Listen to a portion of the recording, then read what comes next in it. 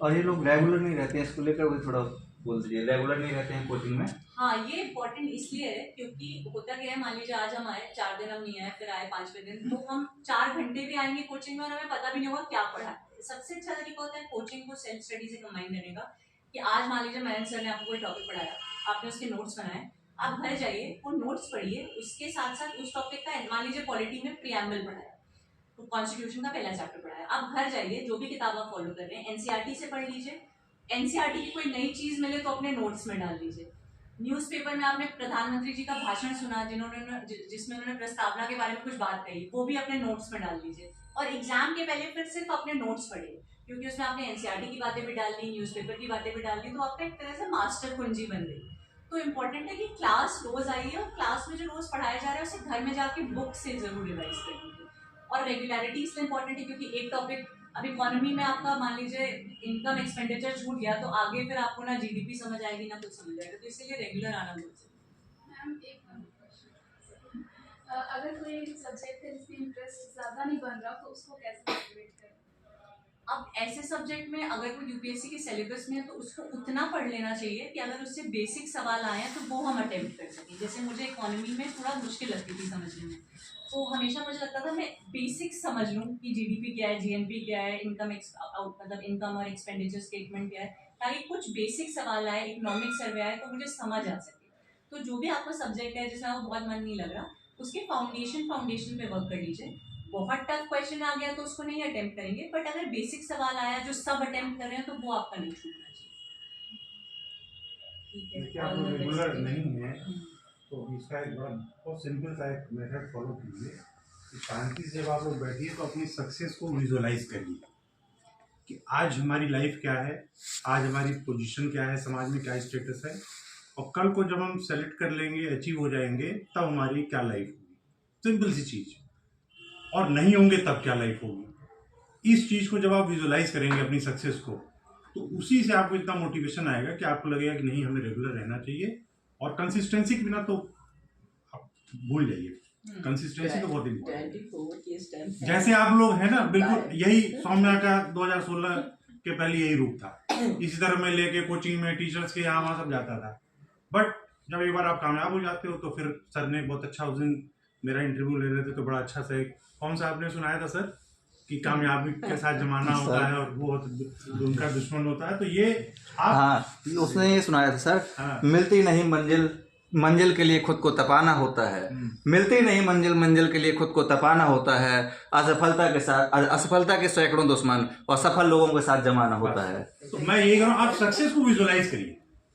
आप शांति से जब भी बैठिए तो ये सोचिए कि अगर हम कामयाब नहीं होंगे तो हमारी लाइफ क्या होगी, और हो जाएंगे तब क्या होगी, कितना बड़ा डिफरेंस आएगा आपकी लाइफ में।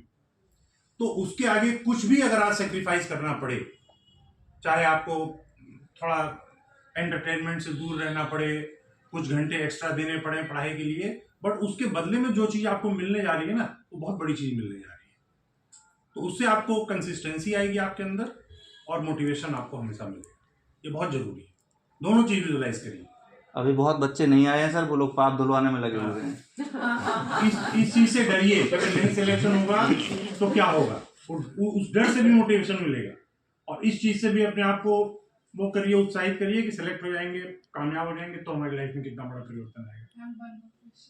मैम अगर इंटरव्यू पे सर पूछते हैं कि आप आईएएस ऑफिसर बनना क्यों चाहते हैं, ये जवाब तो पहले मैं आपसे सुनना चाहूंगी, क्योंकि ये सबके अंदर से आना चाहिए कि हम क्यों बनना चाहते हैं। मतलब ये तो कोई कॉपी पेस्ट आंसर होगा नहीं, आपने भी कुछ सोचा होगा ना कि क्यों बनना चाहती हूँ मैं। तो ये बताइए, आप बताइए। मैम मैं 6th क्लास में थी, जगतार इंटर कॉलेज में पढ़ती थी मैं। तो मेरे भैया के फ्रेंड थे, तो वो आईएएस ऑफिसर की गाड़ी के मतलब ड्राइवर थे वहाँ पे। तो मुझे एक बार लेने के लिए आए थे, तो मैंने उनसे पूछा था किनकी गाड़ी है, तो उन्होंने बोला कि बेटा बहुत बड़े लोग हैं, आपको नहीं पता होगा। क्योंकि 6th क्लास के बच्चे को नहीं पता होता। तब से फिर मैंने अपनी मम्मी से जाकर पूछा, सेम आंसर, बेटा बहुत बड़े लोग होते हैं।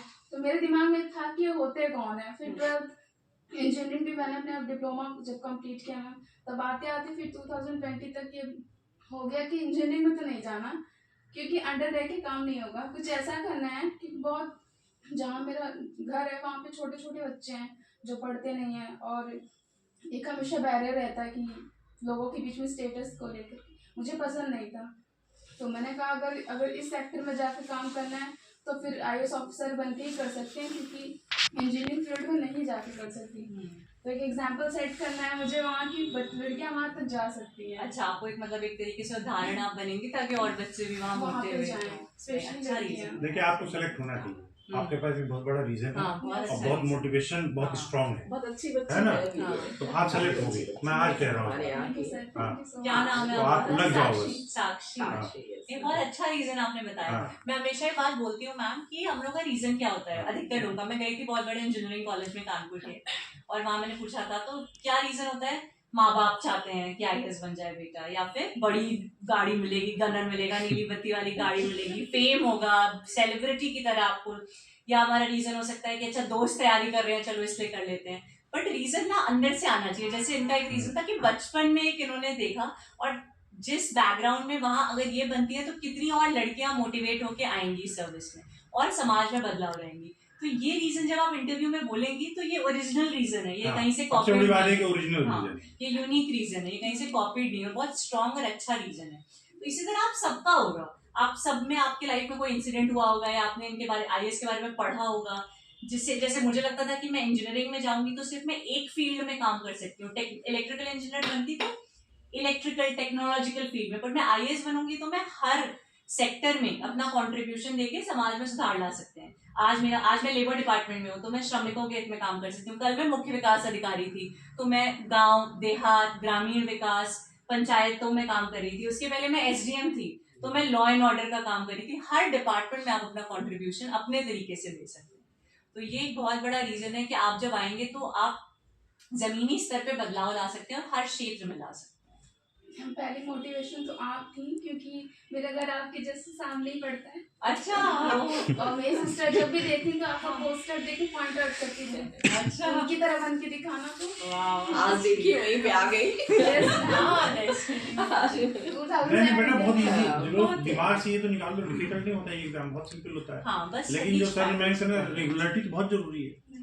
अगर बच्चे जो रेगुलर नहीं तो भूल ही जाए, फिर वो तो फिर मजाक कर रहे हैं अपने जीवन के साथ, कोई और मतलब आप नहीं है। रेगुलर आओगे तो उससे सबसे बड़ा फायदा क्या होता है, मैं जब रोज कोचिंग मैंने यहाँ लोकल जब ज्वाइन की थी तो आप कम से कम घर रहते हो तो एक मोटिवेशन, जाते हो कोचिंग में 3 घंटे बैठते हो, घर आते हैं तो फिर पढ़ाई करते हैं कि चलो आज जितना कवर करना है, वरना घर में मोनोटनी बच जाती है ना, वो बोरिंग सा हो जाता है कि कितना पढ़े। वहां आते हैं तो एक मोमेंटम बना रहता है, 4 लोगों को देखते हैं, कॉम्पिटिशन है, पढ़ना है, तो इसलिए रेगुलर आइए।